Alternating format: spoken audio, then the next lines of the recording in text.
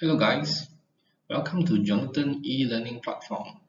This is International Business Courses. Now let us proceed to chapter 11, Entering Foreign Market. This chapter is concerned with two closely related topics: the decision of which foreign markets to enter, when to enter them, and on what scale, and the choice of entry mode. Any firm contemplating foreign expansion must first struggle with the issue of which foreign market to enter and the timing and scale of entry. The choice of which markets to enter should be driven by an assessment of relative long-run growth and profit potential. There are quite several choices of entry modes available. They are exporting, licensing, or franchising to a host country firm, establishing joint ventures with a host country firm, setting up a new wholly owned subsidiary in the host country to serve its market, or acquiring an established enterprise in the host nation to serve that market. Each of these options has advantage and disadvantage.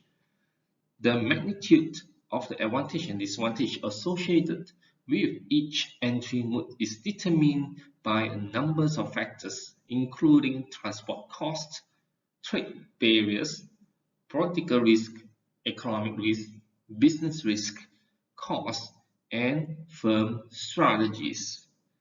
The optimal entry modes varies by situation, depending on these factors.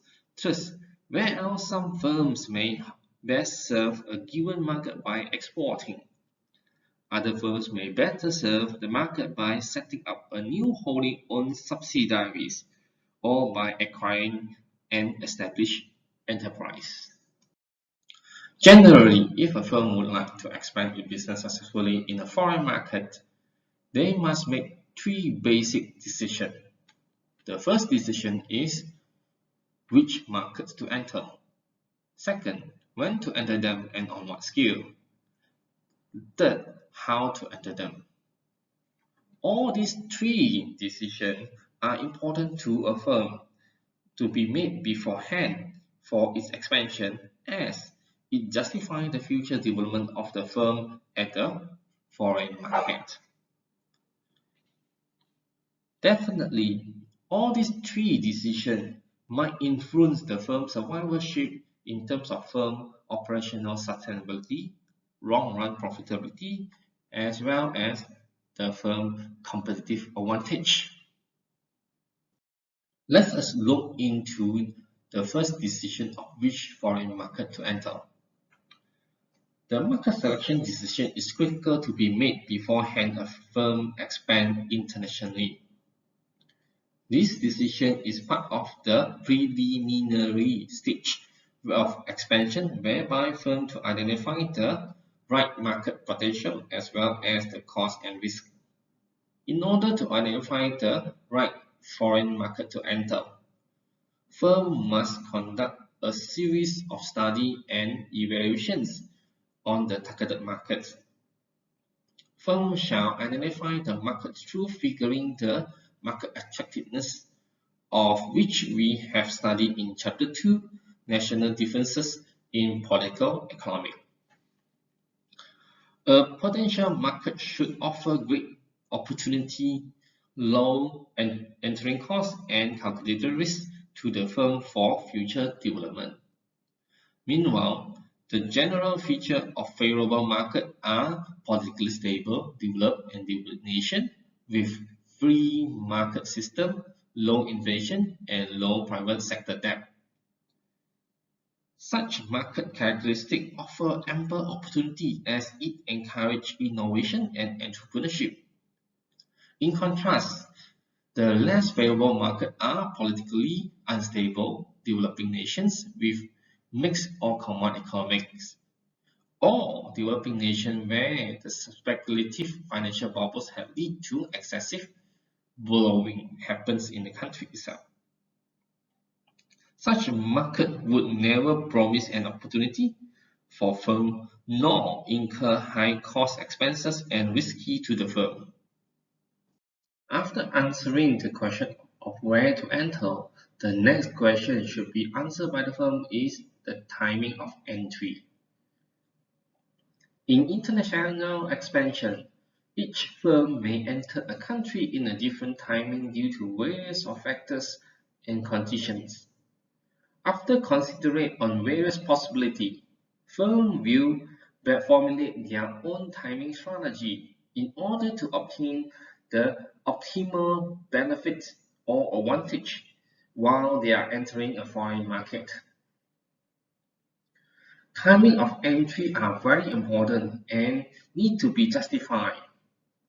As usual, we justify the timing of entry as the entry is early when an international business enters a foreign market before other foreign firms, and late when it enters after other international businesses have already established themselves.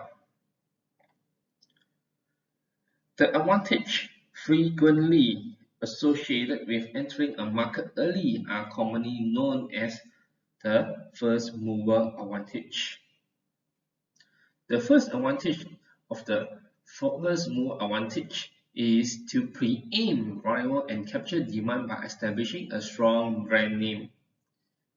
Some of the multinational companies they are entering a foreign market in the early stage in order to gain the competitive advantage, at the same time achieving economy of scale in order to lower down the cost of the product of their production in order to compete with their competitor.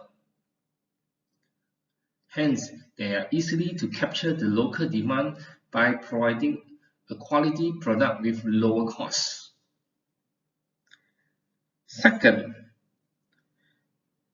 advantage is the ability to build sales volume in that country and write down the experience curve ahead of rival and gain a cost advantage over latent entrants. It is same in a way that the company able to reduce their cost drastically in order to prohibit the new entrants into the set market that where they are in. And thirdly, the third advantage is to create a switching cost that ties customer into their product or serving, making it difficult for latent entrants to win businesses. Up to a certain extent, the early mover always they having the advantage where to create a switching cost after they have built up the market and making a strong ties with the consumer. Those consumers are using those products are hardly for them to switch from one product to another whenever certain level of cost has been incurred, and this may prohibit them to change to other brand of the products. Besides our first mover advantage, there also the first mover disadvantage have to be faced by the company whenever they have entered a market in the early stage. These are often referred as first mover disadvantage. This disadvantage may give rise to pioneering costs that an early entrant has to bear that a later entrant can avoid. Pioneering costs arise when the business system in a foreign country is so different from that in a home market that the enterprise has to devote considerable effort, time, and expense to learning the rules of the games. Pioneering costs include the cost of business failure if the firm, due to its ignorance of the foreign environment, make major mistakes. A certain liability is associated with being a foreigner, and this liability is greater for foreign firms that enter a national market early. Research seems to confirm that the probability of survival increases if an international business enters a national market after several other foreign firms have already done so. the later entrants may benefit by observing the learning from the mistake made by the early entrants. Pioneering costs also include the cost of promoting and establishing a product offering, including the cost of educating customers. This can be significant when the product being promoted is unfamiliar to local consumers. In contrast, later entrants may be able to ride on an early entrant investment in learning and customer education by watching how the early entrant proceeded in the market, by avoiding costly mistakes made by the early entrant, and by exploiting the market potential created by the early entrant investment in customer education. An early entrant may be put at a severe disadvantage relative to a later entrant if regulation change in a way that diminish the value of an early entrant's investment. This is a serious risk in many developing nations where the rules that govern business practices are still evolving. Early entrants can find themselves at a disadvantage if a subsequent changes in regulation invalidated prior assumption about the best business model for operating in that country. Hence, there is no guarantee that first mover only come with the advantage, but it also come together with the disadvantages.